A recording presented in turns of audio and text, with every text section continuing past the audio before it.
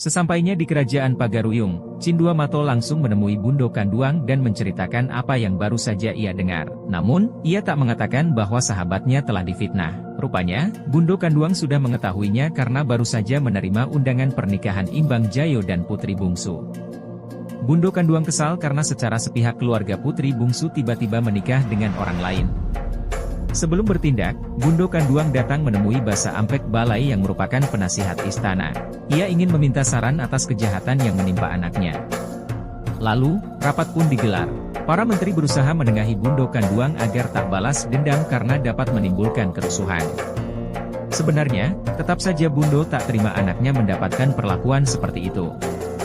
Namun, ia juga memikirkan nasib rakyatnya jika ia nekat melakukan balas dendam.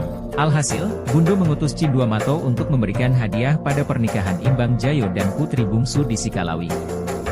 Hadiah itu berupa kerbau sakti bernama Si Binuang.